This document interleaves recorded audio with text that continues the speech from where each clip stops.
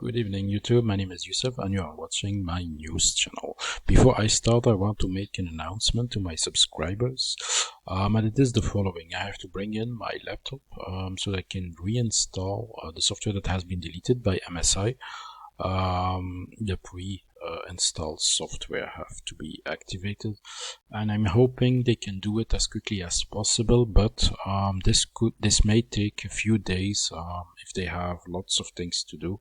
So I'm not really sure, and I can't see in advance how much time this will take.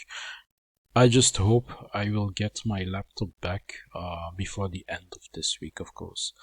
Otherwise, you'll have to wait till next week to see new content from my channel. Okay, let's start with this episode, which will be a little bit of space weather and a little bit of weather, and talking about the Iceland earthquake. So as you know, we are inside a solar wind stream flowing from this particular Southern Coronal hole. Yesterday was probably a shock because today we have more stable conditions, and I do believe this was a corotating interaction region.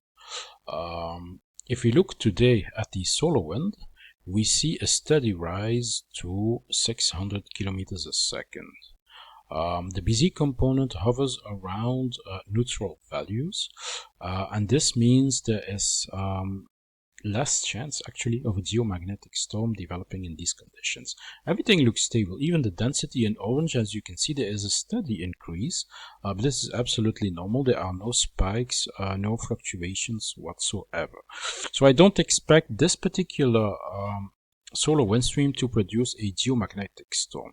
It is unsettled. As you can see, there is a KP4, and I do believe it will stay around this value. Maybe we will see a G1 storm, but this is very unlikely in these conditions. Another something I want to outline is that the Anlin spiral is actually completely wrong. This time the forecast, neither the density nor the speed did match reality. So take everything what they show in the future with a grain of salt. It can be wrong sometimes, but this is only a forecast, only a prediction, so this is actually normal.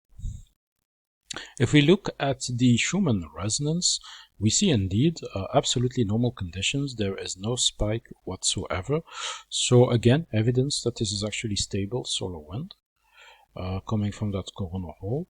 If we look at the CME tracker, we see actually a CME developing on the sun, and it is actually a halo CME, but a very faint one, and I don't believe this is actually Earth directed. So moving to the next metrics, we see that the magnetosphere stand of distance comes close to geosynchronous orbit. However, this time the bow shock is very stable, and so it has no problem at all holding off the solar wind, and this is the way it should be. So I'm going to move a few images so that you see how it is supposed to be. And yesterday it was indeed an extreme event, so I will just show you a little bit more, a few frames. This is how a normal magnetosphere looks like. It holds off the solar wind, doesn't deform much, and even when it comes close to geosynchronous orbit, it is able to deflect the solar wind. And the same thing could be said about the magnetosphere itself. There were no major disturbances after the event that took place yesterday. The electron belts are clearly visible. They didn't get weaker, didn't deform. So what happened yesterday is something, an extreme event. Now, whether this is man-made or natural, that's open to speculation. I'm inclined to believe that the Van Allen belts are weakened, and I do believe, personally, that there might be human intervention causing this, weather manipulation, ionospheric heaters, etc., or even weaponizing certain parts of the electron belt. This is possible, although I cannot, of course, confirm this. Again, we see yesterday, this is yesterday's video. By the way, if you haven't seen it, I strongly suggest that you actually do, because this was really an extreme event where we can actually see the inner electron belt connecting to the bow shock. So this is something that doesn't happen too often. If you haven't seen it, I strongly recommend that you actually do. Okay, let's move on to earthquakes. There's only one area of interest, that's Iceland at the moment of speaking. If I show you the largest magnitude, you see that 5 pointers are the biggest quakes, so this is not worth talking about. And in Iceland, there is actually a new map that shows volcanic lava movement, actually, a large magma injection, as they call it. And let me just read a line. At the writing of this article, it seems that the magma is located around 6 km depth. Detected displacement by GPS recordings is now more than 30 centimeters, according to the news and scientists. So this is the area over here, and they are basically detecting movement, large movement of lava streams at a certain depth. So in my opinion, and it is shallow, huh? So 6 kilometers depth, this is actually shallow,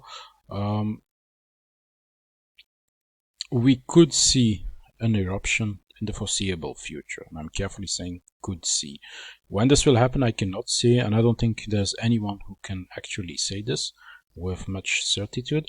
However, if you are interested in this, in my web links, in the section of geology, you will find Iceland geology, and I strongly recommend that you actually visit this particular blog, because it is updated regularly, almost on a daily basis, for those that will follow this particular event.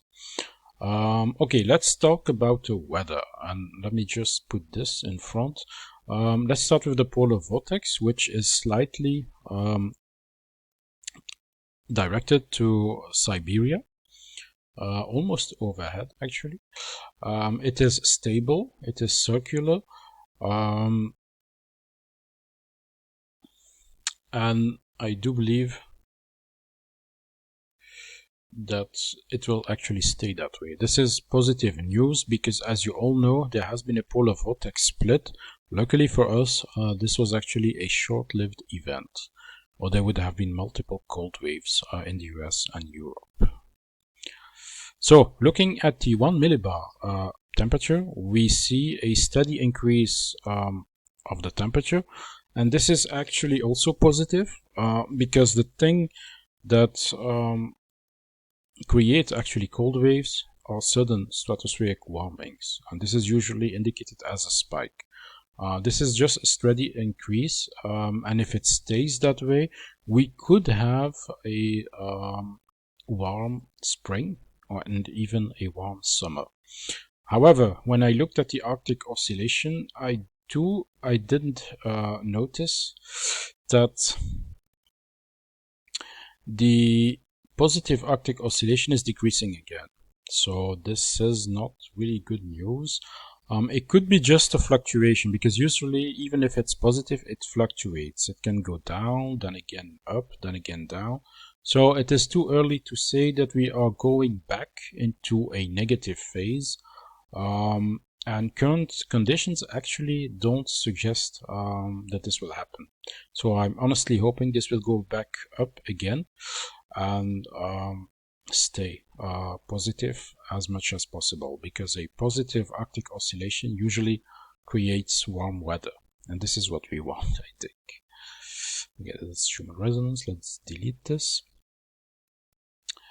Yes, looking at the, again, that's the 1 millibar. This is the map, actually. We can see that there is no major stratospheric warming going up. There is no one also predicted. So that's everything is positive news. This is the steady increase that I talked about, and hopefully it will stay that way. This will bring stable and warm weather to both Europe and the United States. So, this is it. If you liked the video, hit the like button as usual. Don't forget to subscribe if you haven't already, because otherwise you will miss any new content that I make. And in the channel, that's usually a red box over here where it says subscribe. So when you see this, don't forget to subscribe. Don't forget that I have to bring in my laptop, so I won't be able to make any new content until I get it back, and I do hope I will get it back as quickly as possible. They just have to reinstall software. So again, unless I'm dealing with very incompetent people or they have massive loads of work, this shouldn't take more than a couple of days at maximum, but who knows? You never know. I mean, how they treated me in the first place. When it comes to customer service, the place where I bought it is absolute garbage. I mean, there's zero customer service, and I paid 300 euros of premium to ensure that my laptop gets fixed, and they won't even replace my battery. So, I mean, that's just awful. And I don't think they even have the right to not fix it. Yes, honestly, MSI, never buy anything from them because the product is good, but customer service, it's horrendous. So, quote of the day: it's better to lose on principle than to win on lies. This is actually a very interesting quote. Always stick to your principles. It is better than achieving your goals with lies and deceit. So, we'll leave it at this. Hope you enjoyed the video, and I wish you a fine evening, and I guess we see each other next time. Take care, everyone. Bye.